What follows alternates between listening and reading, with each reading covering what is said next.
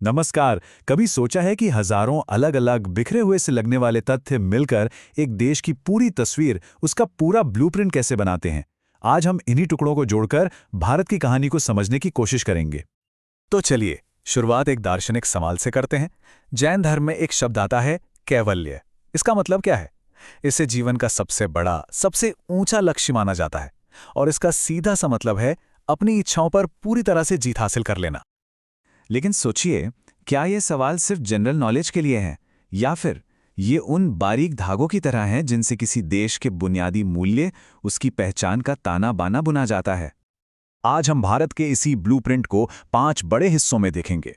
सबसे पहले बात होगी राष्ट्र की नींव की, फिर देखेंगे यहाँ की धरती और भूगोल, उसके बाद अर्थव्यवस्था के इंजन को समझेंगे, फिर शासन की रूपरेखा और आखिर में ज्ञान और विज्ञान पर भी नजर डालेंगे। तो ठीक है, शुरू करते हैं पहले हिस्से से। देखिए, किसी भी बड़ी इमारत की मजबूती उसकी नींव पर टिकी होती है ना?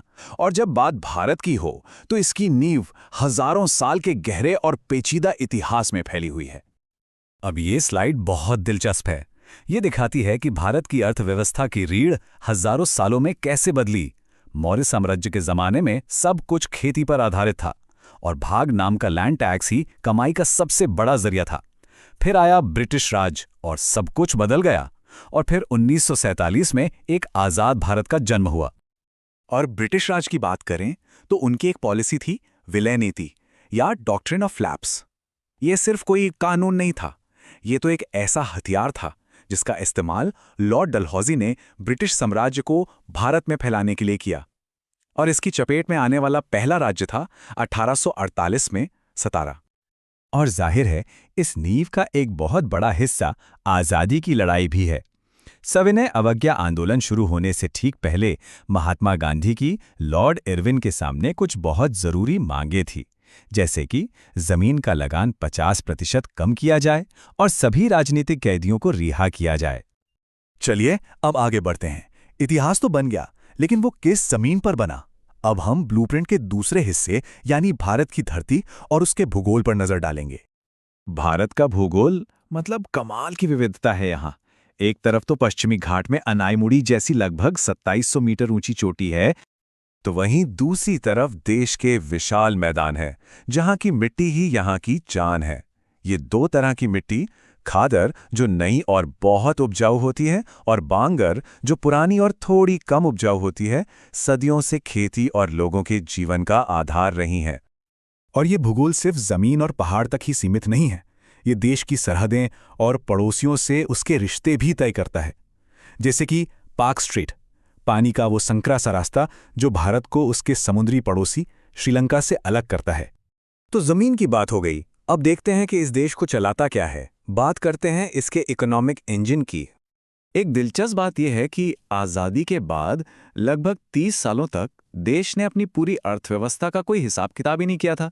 मतलब एक तरह से पूरे देश की आर्थिक गिनती ये पहली बार हुआ 1977 में, जब पहला इकोनॉमिक सेंसस किया गया। और इस इकोनॉमिक इंजन को असली रफ्तार मिली अलग अलग क्रांतियों से। इन्हें हम रंगों के नाम से जानते हैं, जैसे श्वेत क्रांति जिसने दूध उत्पादन में भारत को दुनिया में आगे बढ़ाया, नीली क्रांति मछली उत्पादन के लिए, सिल्वर क्रांति अंडों के लिए। हर रंग एक बड़े आर्थिक बदलाव की कहानी कहता है। अच्छा, तो आज इस इंजन को चलाने के लिए पैसा मतलब बचत कहाँ से आती है? क्या बड़ी बड़ी कंपनियों से या सरकार से? नहीं, देश की बचत की सबसे बड़ी ताकत है यहाँ के आम घर परिवार। सबसे ज्यादा सेविंग्स यहीं से होती है, जो फिर देश में इन्वेस्टमेंट का आधार बनती है। ठीक है, तो अर्थव्यवस्था की बात हो गई, पर किसी भी देश को चलाने के लिए एक सिस्टम चाहिए, एक ढांचा। तो चलिए अब भारत के शासन की रूपरेखा यानी फ्रेमवर्क ऑफ गवर्नेंस को समझते हैं। और ये ढांचा शुरू होता है बिल्कुल टॉप से, यानी संसद से। हमारे संविधान ने लोकसभा, जिसे हम हाउस ऑफ द पीपल भी कहते हैं, उसकी मैक्सिमम स्ट्रेंथ 552 तय की है। सोचिए, ये 552 लोग करोड़ों भारतीयों की आवाज होते हैं। लेकिन ये फ्रेमवर्क सिर्फ दिल्ली तक ही सीमित नहीं है, ये जाता है जमीनी स्तर तक, बिल्कुल गांव तक। 73वें संवैधानिक संशोधन ने पंचायती राज सिस्टम को ताकत दी और ये पक्का किया कि शासन की शक्ति देश के हर गांव तक पहुंचे। और इस पूरे बड़े से ढांचे को एक साथ जोड़कर रखने वाला स्टील फ्रेम क्या है? वो है देश की सिविल सर्विस। संविधान का आर्टिकल 315 ही वो प्रावधान है जो यूपीएससी और राज्यों के पब्लिक सर्विस कमीशन की नींव रखता है, जो इस पूरे सिस्टम को असल में चलाते हैं। और अब आते हैं हमारे ब्लूप्रिंट के आखिरी लेकिन बहुत ही जरूरी हिस्से पर, ज्ञान और विज्ञान। ये वो ताकत है जो देश की तरक्की को आगे बढ़ाती है, हमारी रोजमर्रा की चीजों से लेकर बड़ी बड़ी इंडस्ट्रीज तक। साइंस कितनी जरूरी है इसका अंदाजा एक बहुत ही आम सी चीज से लगाया जा सकता है। जैसे गाड़ियों की बैटरी में कौन सा एसिड होता है? Sulphuric acid. ये एक छोटा सा तथ्य है, पर यह दिखाता है कि कैसे केमिस्ट्री जैसी चीजें बड़ी बड़ी इंडस्ट्रीज की बुनियाद होती हैं। और जब यही साइंटिफिक नॉलेज और स्किल्स एक जगह पर इकट्ठा होती हैं तो कानपुर जैसे बड़े इंडस्ट्रियल हब तैयार होते हैं।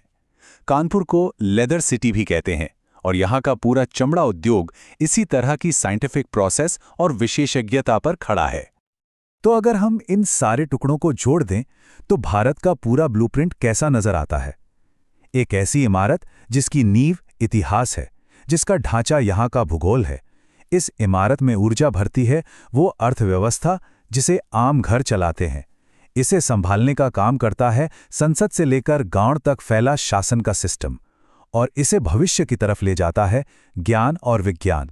तो आखिर में ये एक सवाल छोड़ जाता है, क्या किसी देश को समझना बस इन अलग अलग तथ्यों को रट लेना है, या फिर असली समझ इस बात में है कि ये सारे टुकड़े आपस में जुड़कर जो एक बड़ी खूबसूरत और जटिल तस्वीर बनाते हैं उसे देखा जाए?